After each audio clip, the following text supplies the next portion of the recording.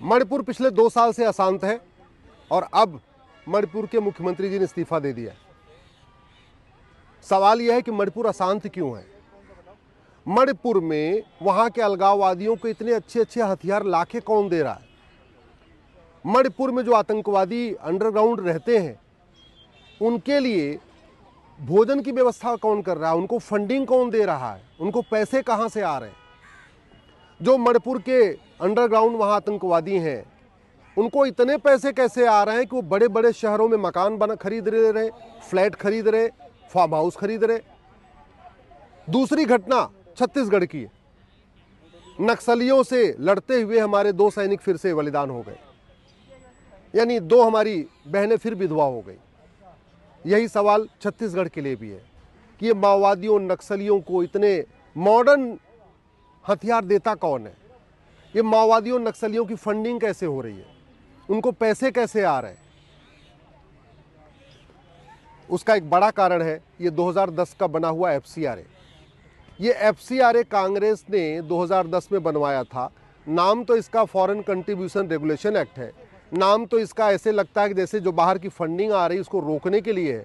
सच्चाई है ये कानून बनाया गया था माओवादियों को फंडिंग कराने के लिए, नक्सलियों को फंडिंग कराने के लिए, अलगाववादियों को फंडिंग कराने के लिए, मिशनरियों को फंडिंग कराने के लिए, जिहादियों को फंडिंग कराने के लिए, कट्टरपंथियों को फंडिंग कराने के लिए, पत्थरबाजों को फंडिंग कराने के लिए, जासूसों को फंडिंग कराने के लिए, देश विरोधी नेताओं को फंडिंग कराने के लिए, देश विरोधी लेखकों को फंडिंग कराने के लिए, देश विरोधी पत्रकारों कलमकारों को फंडिंग कराने के लिए, देश विरोधी यूट्यूबर को फंडिंग कराने के लिए। ये बनाया इसीलिए गया।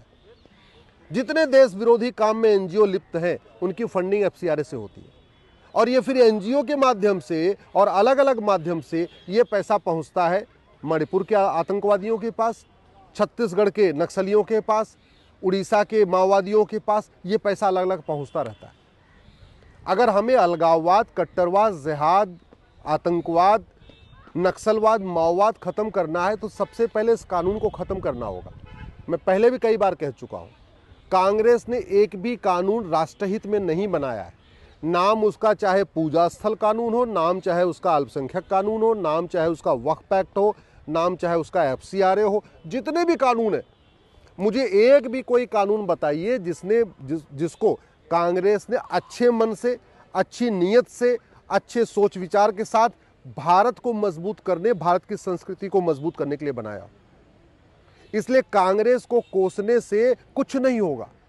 कांग्रेस को कोसने से न मणिपुर शांत होगा, न छत्तीसगढ़ शांत होगा, न उड़ीसा शांत होगा।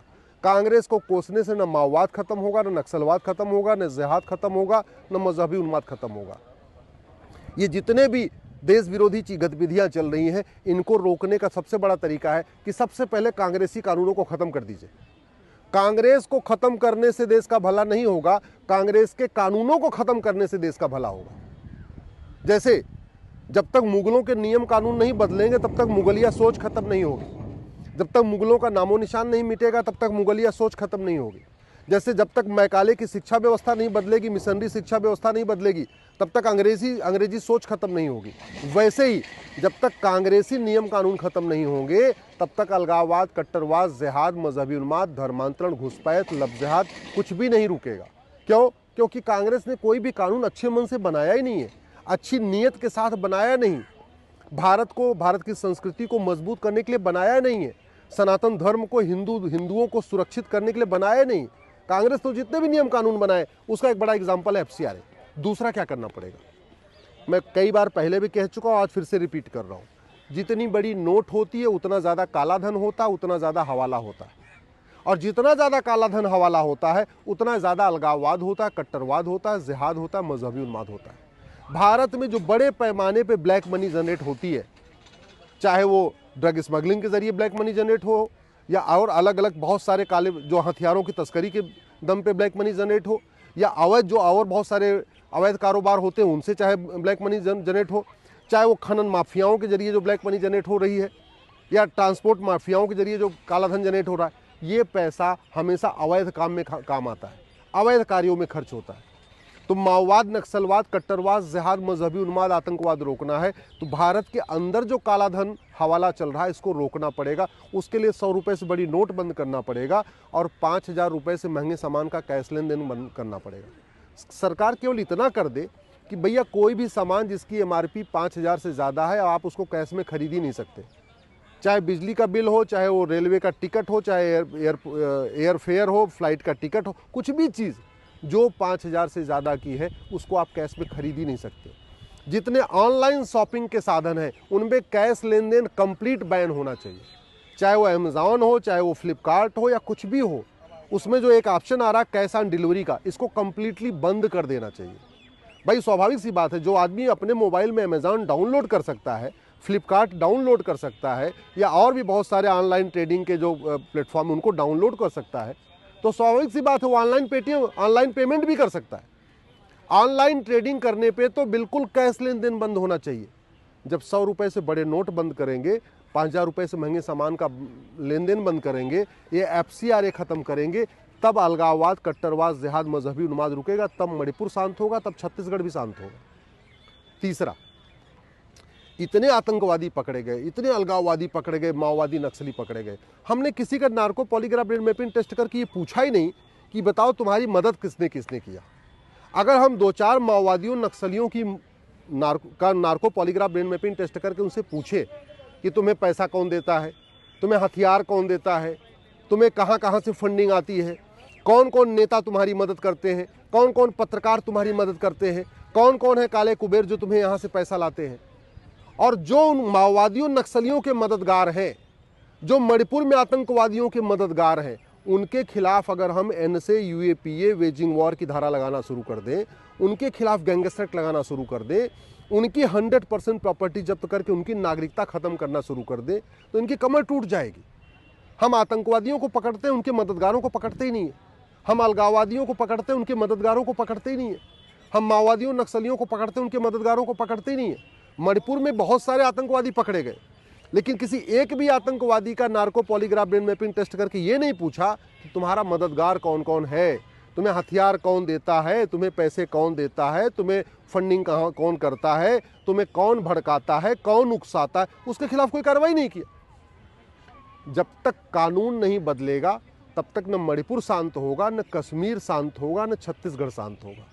जब तक न्यायिक व्यवस्था नहीं बदलेगी, जस्टिस विद इन ईयर लागू नहीं होगा, नार्को पॉलीग्राफ ब्रेन मैपिंग अनिवार्य नहीं होगा, फॉरेन फंडिंग नहीं बंद होगी, अंदर जो ब्लैक मनी जनरेट हो रहा है ये नहीं बंद होगा, तब तक न माओवाद खत्म होगा, न नक्सलवाद खत्म होगा, न कट्टरवाद खत्म होगा, न जिहाद खत्म होगा, न मजहबी उन्माद खत्म होगा, न धर्मांतरण खत्म होगा, न घुसपैठ खत्म होगी। तब तक अराजकता खत्म नहीं होगी। अराजकता खत्म करने का एक ही तरीका है, भारत में 1 नेशन 1 टैक्स लागू किया जाए, भारत में एक यूनिफॉर्म जुडिशियल कोड बनाया जाए, एक भारत में यूनिफॉर्म पुलिस कोड बनाया जाए, जो लोग आतंकवादियों को सज़ा दिया जाए, अलगाववादियों को सज़ा मिले, लेकिन उनके साथ साथ उनके मददगारों को सज़ा हो और उनके खिलाफ भी देशद्रोह की धारा लगे। क्योंकि अल्टीमेटली ये जो माओवादी हैं या नक्सली हैं या मणिपुर में जो आतंकवादी हैं या नागालैंड में जो अलगाववाद फैला रहे हैं या मेघालय मिज़ोरम में जो अलगाववाद फैलाते हैं या कश्मीर में जो अलगाववादी हैं, इनको मदद कौन करता है? या तो पार्षद मदद करता है, या प्रधान मदद करता है, या सांसद मदद करता है, या विधायक मदद करता है। कई बार कुछ बिजनेस व्यापारी भी मदद करते हैं, कई बार NGO वाले मदद करते हैं। तो जब तक इनके मददगारों पे कार्रवाई नहीं होगी, अलगाववाद, कट्टरवाद, जिहाद, मजहबी उन्माद नहीं रुकेगा। इसलिए मैं माननीय प्रधानमंत्री से निवेदन कर रहा हूँ, 100 रुपये से बड़ी नोट बंद कर दीजिए। आम जनता को कोई दिक्कत नहीं आने वाली है। 80% लोग पर डे 100 रुपये से कम खर्च करते हैं, उनको 100 रुपये की नोट से बड़े नोट की ज़रूरत ही नहीं है। जो 20% लोग पर डे 100 रुपये से ज़्यादा खर्च करते हैं, उनके पास ATM, Paytm, Bhim, UPI card, debit card, credit card सब कुछ है।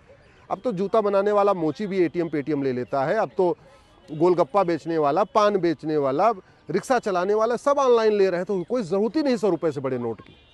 आप 5,000 रुपये से महंगे सामान का कैश लेन देन बंद कर दिए, जनता खुशी खुशी आपका स्वागत करेगी। कोई नहीं चाहता आप कैश लेकर घूमना। चोरी, लूट, झपटमारी भी उससे बंद हो जाएगा, अपराध बंद हो जाएगा। आप नार्को पॉलीग्राफ ब्रेन मैपिंग कानून बनाइए, अलगाववादियों, माओवादियों, नक्सलियों के मददगारों के खिलाफ कार्रवाई करिए, उनको जेल में डालिए, जनता खुश हो जाएगी।